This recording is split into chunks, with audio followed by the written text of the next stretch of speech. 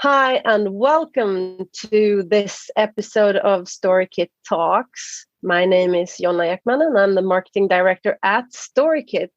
And I was supposed to have Emma Hjalmarsson, who is, what's her title now? She's our creative production director, I think. Yeah, creative production director. She's been working close to our customers for ages to just make their video production go boom. And she was going to talk to me about all the actual problems that our customers have and how they can manage them. But she's sick. So we're doing something else instead. So me and Heidi has been picking up a couple of questions from social, from our clients, and also questions that I always get when I'm out there talking about video and video marketing. And we're going to try to answer them as good as we can during this 30-40 minute talk. And if you have more questions, or if you don't agree with what we're saying or anything, please do write in the chat and scream loudly, and we will talk to you, because we need your input in this. So with me today I have, of course, Heidi Bodal, who is our community manager. And if you haven't already joined our Facebook group, Video in Social on Facebook, where we have thousands of video enthusiasts discussing video marketing, you should. And since a couple of weeks, Heidi has been really throwing out good, valuable stuff for everyone there. Inspiration, actionable things, talking about anything that has to do with storytelling and video marketing. So go to Facebook, join Video in Social media, and join the fun. With that said, let's start. So I'm going to do the answering, most of the answering, and Heidi's going to do the questions. So let's start. What do you have for me today, Heidi? All right, we'll get right into it. This is probably one of the questions you get the most, I imagine. And it's, how long should my video be? How long should my video be? That's a question I've gotten the last 7 years, almost every time I've been on stage. And it's so interesting, because the answer is actually, of course, it depends, which is probably the answer for most of the questions we get. But I have always thought, at Storykit, we have always been saying that your video has to be as long as it needs to be, and as long as you can keep the viewer's attention. Because if you're telling a story, you need to have the space you need to have to actually tell that story. And a couple of years ago, I made an interview with Josephine at Facebook, who's been really digging into this, and her answer was the same. And I was so happy, because it was not just us saying it. It was actually Facebook, who has seen so much data on this. Your video should be as long as you can keep the viewer's attention. And that is, in Sweden, we say, how long is a string? Like, it can be short or long, doesn't matter. But that answer doesn't really help, because how can I know if I have my viewers' attention? What could a good benchmark be? So I actually nowadays include the other answer, which I like, is that if you aim towards 60 seconds for some kind of storytelling, that's a good bench. But I mean, there are so many myths flowing around about what Facebook wants, or what the algorithm wants.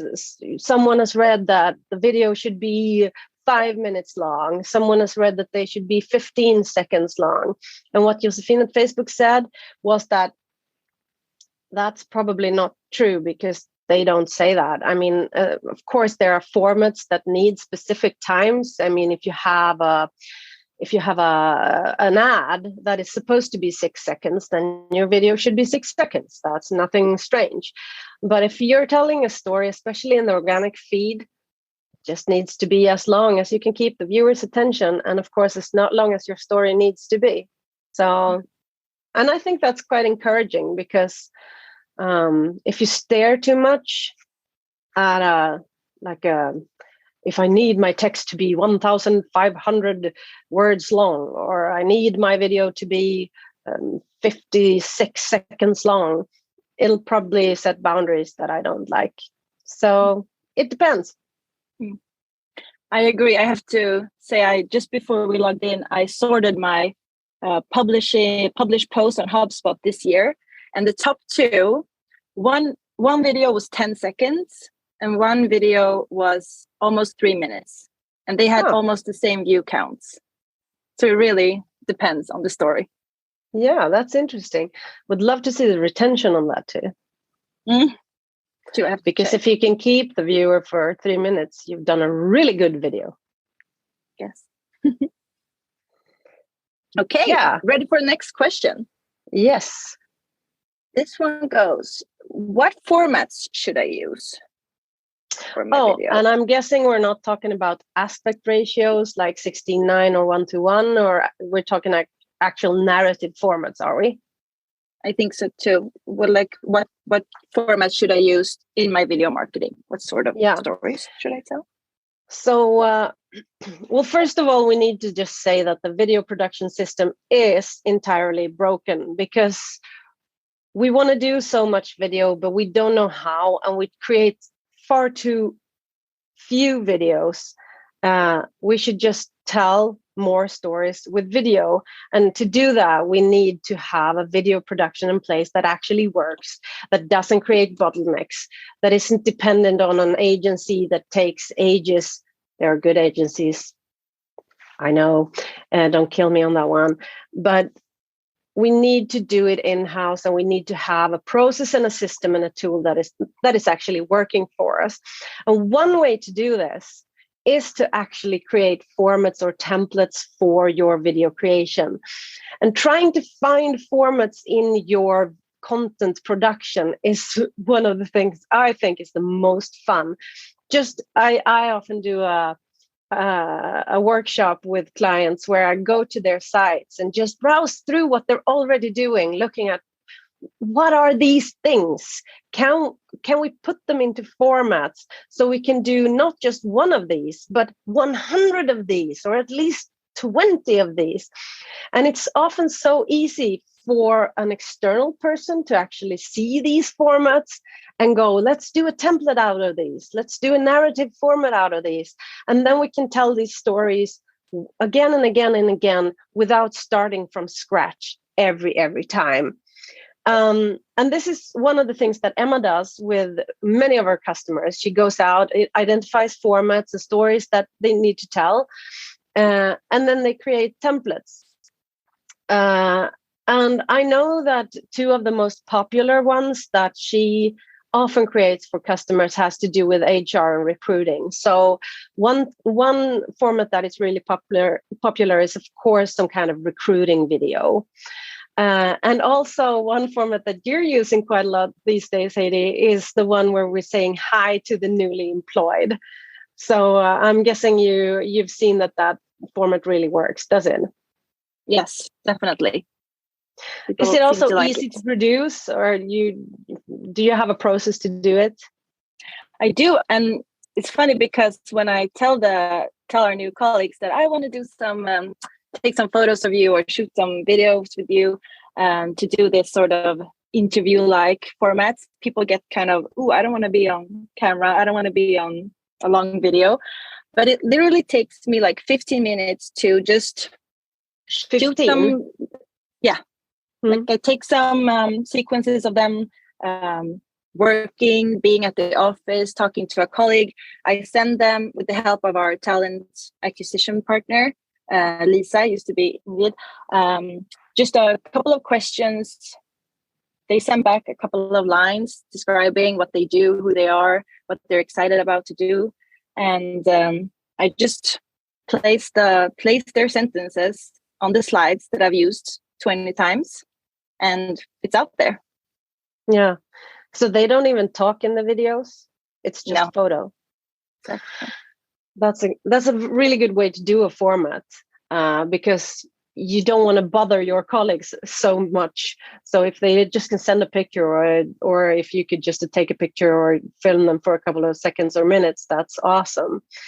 Another, I've written down a couple of that I know that our customers often talk about. They also want to do testimonials in video form. We do that a lot, both like we do that as stills too, not just as a video, but we do that as videos too. And that's also quite simple. I mean, during the pandemic, we couldn't go out and film our customers because we were all working from home. And we realized that it really worked to just ask them for a picture of themselves and for a good quote or two. And then you could create that video testimonial without needing to go out with that camera. So that's a really popular format too. And then we have like news formats, because almost every company these days writes some type of blog posts or have some kinds of news feed thing going on. And then they need to they need to distribute this. And one of the best ways to distribute your content is to do it with video. So having a format to do a trailer for an article, is what we call them, is really, really good. And one of the reasons it's really, really good to do trailers for article in video form is because you can tell a whole story in the video without telling the whole story. So trying to find a very clear and direct angle in that content and create a video out of that, so the person who's consuming the video on the platform can actually stay on the platform, is really, really good. So and then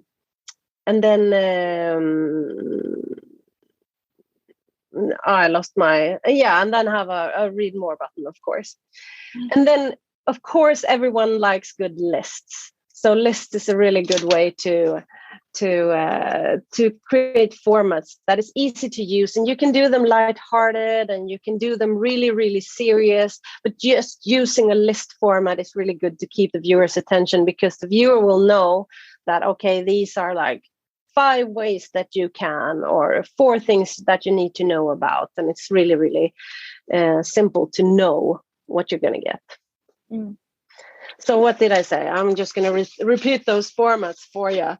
So a video for recruiting, a video to say hi to the new employees, videos for testimonials, videos for news articles, and then of course lists. Those are some of the most popular formats that our customers use today.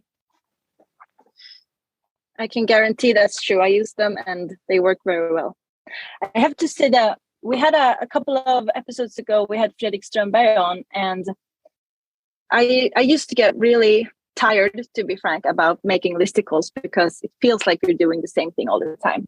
But announcing to the viewer that I'm going to take this much of your time, like 5 ways to increase video production pace in 60 seconds, he called it a cognitive placeholder. And I love that. Like, I'm telling you, I'm going to take 60 seconds of your time, and that's it. Yeah. Then you can scroll on. I think that's very helpful in today's social. It really is. So what's the next question? Okay, the next question goes, how do I create a viral success for my video? If I had the right answer to that, I would be a billionaire. But the first thing you need to ask yourself is do you really want to create a viral success? Is that the goal? Because for most companies, the viral successes are fun if they happen. But as for us, a B2B company, it would be fun, but it's not what we can strive to do every day. I mean, we need to get so much information out there, so much education out there, so much about the product or what you use the product for, or just showing off our customers or whatever it can be. And if we want all of those things to become viral successes, we will be so disappointed, because it's not going to happen. And it's not even the goal, because a viral success often ticks the wrong boxes. It's a viral success among the wrong audience, oftentimes. I mean, there are viral successes that are the best in the best audiences. But if you're striving for that, you're up for disappointment. So the first thing you need to do is to decide what you want your video to do. I mean, if I want signups for a webinar, it doesn't matter if it's a viral success or not, as long as it gets the signups for the webinars. And as with everything, if you start aiming at the wrong goal, you will create the wrong content. If you're aiming to do a video that you want people to watch the whole thing, but you also want it to be a viral success, it's probably not going to be that good. And if you want a video, or if you want the video to make people sign up for demos, but you also want it to be a viral success, it'll probably not be a very good video. So you need to know what type of goal you want to achieve. My best example, I've said it 1,000 times, is when I made an article about why you shouldn't show feet in images on Facebook, because it can people can see it as people having sex. Are you supposed to even say that word in a podcast? Well, whatever. And it was viral. It was one of our best viral successes. And I started to doing more of that. And I started to put budget behind that article. And I started using it for loads of things. But after a while, when I looked at the data, it didn't drive anything that was worth anything for us. There were a lot of comments. It was a lot of fun. But we didn't get one single lead from that article. So it was fun. I don't regret it. But I'm not going to aim for creating more of that. So what should you aim for if you do a viral success? I still need to answer this question. We know that humor works.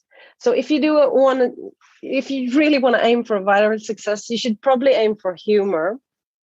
But one thing that you need to have in mind is viral successes don't just pop up and you can't plan them, because they have so much with timing to do. They have so much to do with timing. If you are timing them right, if you are picking up something that is happening out in the world and everyone is talking about, and you can twist and turn it in your own way, you will probably have some kind of viral success. You need to have your own take on it. Don't just copy everyone else's. So my personal only viral success on LinkedIn was when I published a meme of a guy crashing an egg on his bicep. And then there was this, and he was like, yeah, this is so cool. And then the second thing was that a girl, a really tiny girl, who did the same thing, because cracking an egg isn't that, you don't need a lot of muscles to do that. And I found it on, I don't know, Twitter. And I put it on LinkedIn with the words, this is for every woman who's ever been in a meeting with a male genius. And that was my viral success. But that was picking up something that was moving already, giving it my own take, and just using it. Did it drive anything for me? Did I get a lot of more followers on LinkedIn? Nah, I didn't, but it was fun. So humor and timing are two good ways. And I think that a cute dog or two won't hurt either. Never hurts you. Let's go back to formats, actually, because we got a question in the Q&A from Ulrika. Love that. Wondering if there is a good format for courses or seminars. Yeah, probably, definitely. In Storykit, we have templates for all of the above, and we will also have a lot of ideas on narrative templates for them. So for webinars, exactly. So what we've been working with a lot, is to do a template for the webinar. Just decide on the narrative I want to have. And for us, what has been working quite well has been a video of me, since I'm always talking in these things, where I'm on stage just talking. What happens then is that you catch the viewer's attention quite fast. Someone is talking, someone is doing something, and then bam, give a good angle, like really push that webinar headline. Don't start with a come to our webinar, because that's not a good reason to go to a webinar, because you're having a webinar. But really try to find what is the thing, what is the angle here. and start with that. And then, of course, quite fast come to the sign up here. This is the date. This is the one who's talking. This is what you're going to learn.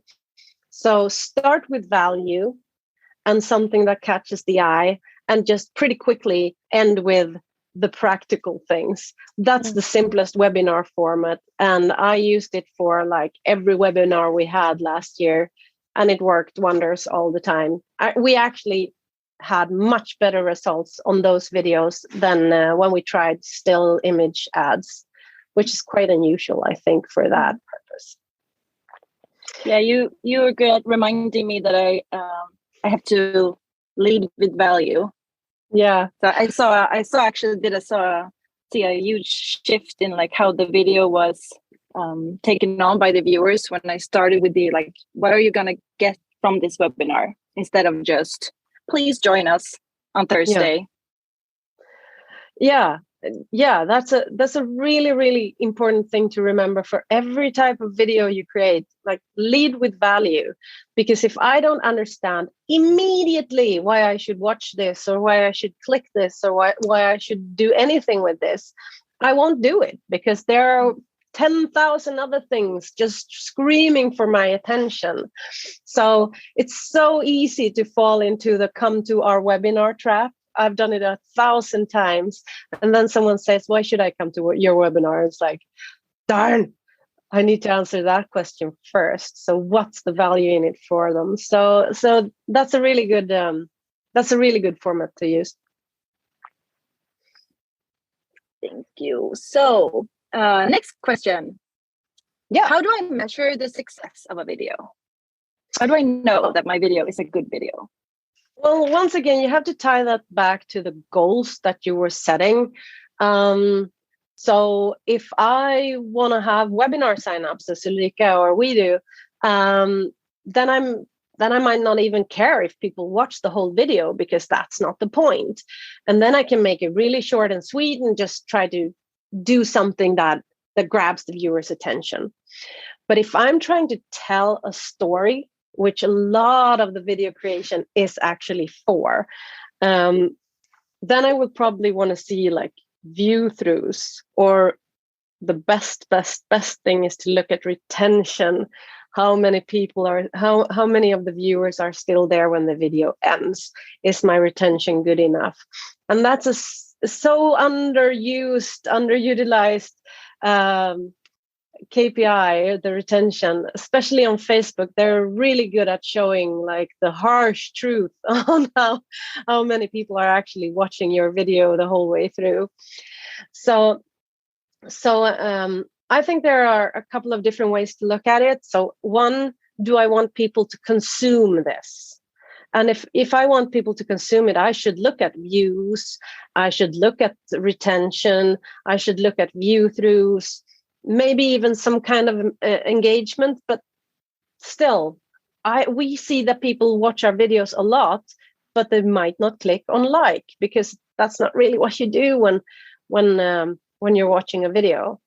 If you want something else to happen, if you want to book demos, or if you want people to sign up for your webinar or read your article, of course you need to look at those. So that might be the way to measure success for that specific video.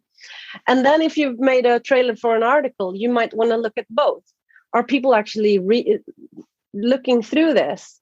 And are they clicking to read more? And start going from there. But so one of the mistakes that we often see people do is creating a video to do something, and then like webinar signups, and then they put them out there and they go, why isn't anyone liking this? And we all love the likes. We all love and might need the followers. We all like the hearts and the smileys and the laughs and all of that. But if that's not the goal, maybe you shouldn't care that much, because you will, as I said earlier, start aiming for the wrong things, and you will start optimizing your video for the wrong thing. So that's the very not funny way to answer the question, how do I measure success of my video? Well, it depends. It was like the discussion we had this morning. about measuring ROI Yeah. on videos. And because we discussed an article we saw last night, I think, by Dave Gerhardt, the American marketer. And the topic in the article was, how do I measure ROI on podcasts? And it goes hand in hand a bit, because you want to start a conversation, you want to share your point of view, but there's not really a measurable way in numbers to tell, are people taking part of this? But what we can see is that if I share something on LinkedIn, it might not get hundreds of likes, but eventually we hear from our SDRs that people picked us up on LinkedIn and they reached out to us, or our customer success managers tell us that clients or users are coming and they want the storyboard ideas so they can share it on their own. So you just have to look for those small, what is it called? The small.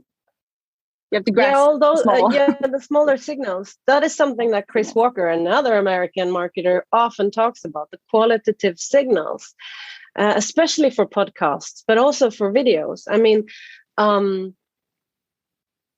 are the right people writing to me saying, darn, I like that video, or I like that podcast, or I heard it? Are my salespeople telling me, well, they saw you at an event we hosted 2 years ago? Are we talking about the right things? What signals do we get? Who are the people that are responding to what we're doing? Often you need to dig a bit deeper in that. And that is so tough. This is something that there's a lot of talk about these days, like the dark social and the demand gen, and how do you measure success for things? But the truth is that we can't measure everything. And if we stare ourselves blind on the things that we can measure, we will miss things that might even be more important. So with that being said, of course, we need the click-throughs and we need the bookings and we need all of that. But also, are we seeing the right signals from people who are actually consuming our content? And are those the right people? Well, that's a sign that we're doing something right. Yeah. Do you have any questions left for me? I do, because we just received one in the chat, but I don't think it's seeable for everyone. But it goes, what kind of content should video be? What should be video? Okay, what type of content can I create video of, or something like that? What content should become video? So at Storykit, we say video for everything, video for everyone. So everything you write can be video, which is a really good starting point. But what we're not saying that is that everything should always be video, because there are stories that are better told in an article. There are stories that are better told with an image or just a GIF. And if you can do that, why not do that? With that being said, every story can be video. And one thing that you can do if you have an unbroken video production process is that you can actually try, does this work better in video, or does it work better in text? Does this work better in video, or does this work better in imagery? Because when we talk about video today, we're not talking about the films, like the really expensive ad commercials. They're going to win prizes in different things. We're talking about a way to put our messages into motion. And why do we want to put our messages into motion? Well, it's because it's more engaging for our audience. That is why we're doing this. And that means that we should try to do it for as much as possible. So it could be, as I said, it could be an incentivizing tactic. It could be content trailers or something like that. We could use video to hold people's attention, making it easier to take in the info. We can use it also as a distribution tactics. That's what we're going to do with this podcast that we're recording right now, or this live event that we're recording right now. We're going to put it into pieces and into video and publish it in small pieces everywhere on all the platforms. So all content can be video, and please try to create video of as much as possible, because it often works, because it's putting your messaging in motion. And that is really what the viewers want. That would be my answer to that question. I like it. And we just got one now in the Q&A. Ulrika asked, love this. How important is the quality of the video? Is a good mobile phone okay to use in its templates? Oh, that is also a very interesting question. One answer to that is it depends on your brand. So we have brands that are really, they want everything to be picture perfect. And that brand guide might not allow you to pick up your phone and just film something. But I would say that those brands are not few, but many brands aren't that particular about the quality. And this means that, and also, I mean, we can do a lot of quality things with our phones. I mean, my phone is a better video camera than the actual video camera I had 10 years ago. So what quality is just changes all the time. And what quality is changes over platforms too. I mean, if you are on TikTok, you don't want your things to be perfect, because people will see that that is an ad, and I don't want an ad on TikTok. But if you film yourself and it's a bit messy and scrappy, it might work much, much better on TikTok. So first of all, you need to see, like, what are the brand guidelines? How much freedom can I have? And if you have freedom, then you should just start trying, because start filming something or not, depends on what tool you're using. I mean, in Storykit, you don't even need to have actual film. Start taking pictures, start using pictures, or start using stock photos or anything. But the very, very, very thing that you shouldn't, that you really, really need to be, I lost the English word. That you need to be, that you can't just skip on quality is the script. Because if you don't write a good script, your video won't work, probably. So when it comes to assets and imagery, it doesn't have to be perfect, but pay attention to the script and the story you're telling. Because if you're telling the wrong stories and telling them in the wrong way, it doesn't matter if you have the most beautiful imagery in the background that you've ever seen, because it still won't work.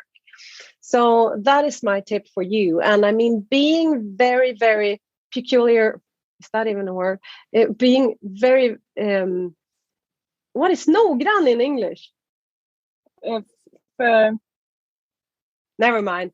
Thorough? Being very thorough with your script. My tips is to be very, very thorough when you write your script. Take that very, very seriously. And then if you can also have really nice imagery and stuff, it's a good bonus. And it'll probably make your video a wee bit better. But if that story isn't in place, it doesn't matter. It won't work anyway. I agree. I mean, I'm guessing like 95% of the images and the video that I consume on social platforms these days are taken with an iPhone or a smartphone. So it's very common. So we don't really we don't get surprised if something isn't like shot with a Canon 500. I don't know what they're called. But the one thing I'm going to remember is the message. Yeah, that someone is telling me. Yeah, it goes back to the script. Yeah, and it doesn't always have to be text, but in our case, it's 99% the text that is actually. But I don't like to talk about the text either, because what matters here is the story. If the story isn't right, the video won't be right. That is the whole thing. And that is also something Fredrik said in the last episode of this podcast, that if someone messes up the colors or messes up the I don't know, other things that you often think about as brand, well, okay. But if someone tells the wrong story, then you will really be like, what happened here? I mean, I don't care if the Coca-Cola logo once or twice is blue because some intern just happened to make it blue. But if they start telling the wrong stories, I will really be like, what is this? So true. Love coming up with examples in live. Just, yeah, they've probably made their logo blue once or twice. Probably. Yeah. Are we reaching the end of the question buckets, or do we have anything else? I think, well, I don't have any anymore. No? And we got really good ones in the Q&A and in the chat, so. Yeah, I'm really happy that you participated. Thank you, Ulrika, for those questions. We got a couple of others, so thank you all who sent in questions for us.